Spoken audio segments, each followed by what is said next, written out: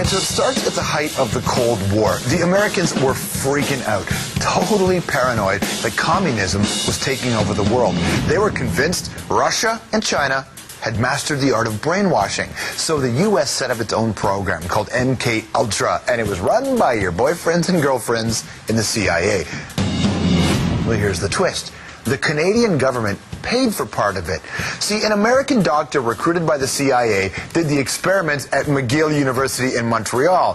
He thought he could heal people with depression or schizophrenia by clearing their mind completely and filling it with healthy thought and behavior. Sounds nice, right?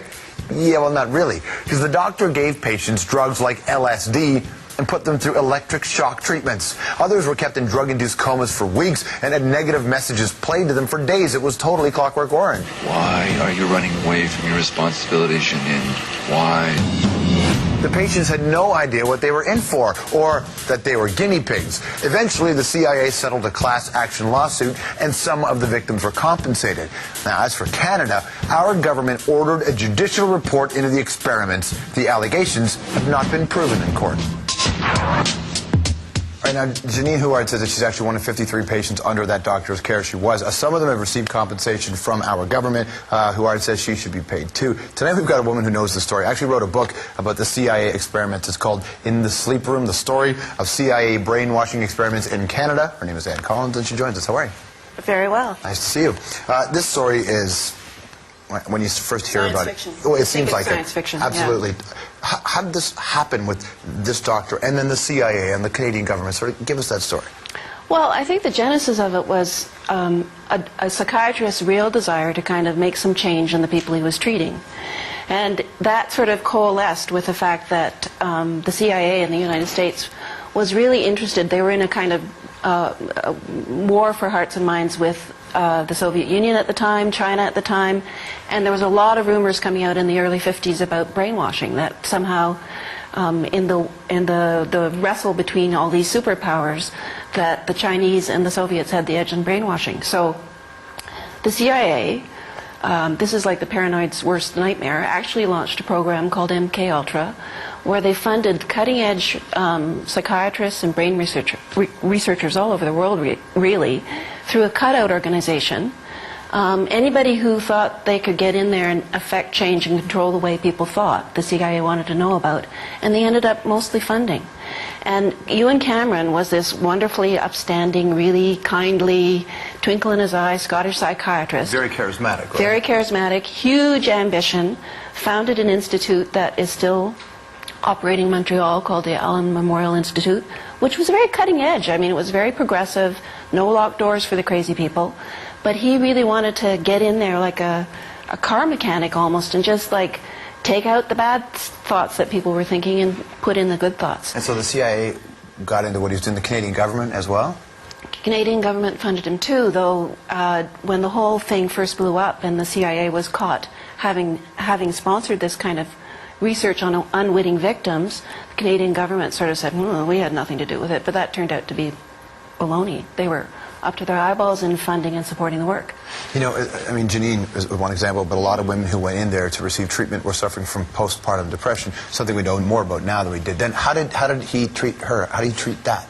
Well, I mean, he wanted to treat schizophrenics. He wanted to treat some major stuff, but he couldn't make it work. So anybody who came to him, people with psychosomatic illnesses, people with postpartum depression, women who had had hysterectomies and were suffering depression, it seemed like people who had any kind of issue whatsoever, he would try these techniques on because he was trying to find something that worked. And the techniques were horrifying. Like he would immobilize people with curare and play these tape loops where it was supposed to be, you were a bad mother, but now you're going to be a good mother, in their ears. Because that's what you need when you're suffering from that. Yeah, that's what you need when you're suffering from. You're a bad mother, you're a bad mother, but now we're going to make you a good mother. Yeah.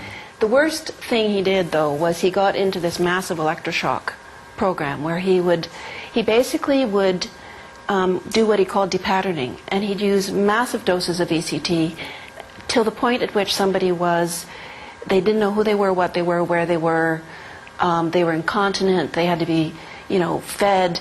And the whole idea was you'd wipe the brain clean, like literally brainwashing, and then you'd build the person back up. But the trouble was the damage done by the massive ECT. You know, there was a woman who did successfully bring an action against the Canadian government named Linda MacDonald. She lost whole 26 years of her life, including the memories of the birth of 5 children.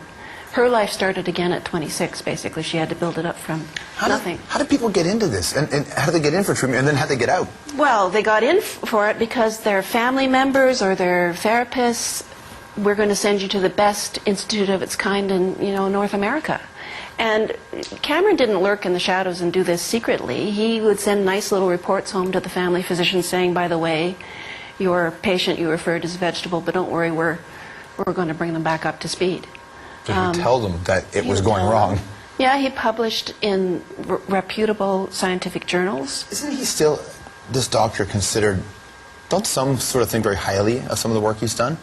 Today even? Ewan Cameron, there are a lot of psychiatrists, especially psychiatrists in their 50s and 60s, who trained with him, who regard him highly. He brought a lot of government funding into the establishment of psychiatric institutions in Quebec. He headed all the major bodies, psychiatric bodies. I mean, he was a big deal. How did patients get out? Did any get out all right? Nobody who was depatterned got out all right. I mean, they would be discharged, but every single one of them who suffered the whole gamut of what he did to them. I mean, Linda MacDonald, who lost the 26 years of her memory, she is very high functioning now, but a lot of people, I mean, imagine being blasted and damaged that way. I mean, you don't recover from that. I don't think you recover from that ever. Your story is that they say the only way out is off the roof, right? Well, the people did run out of the unlocked doors and into the street. I mean, they really did. Unbelievable story. Well, we'll certainly follow it. Nice to see you. Yeah. Thanks for coming in. My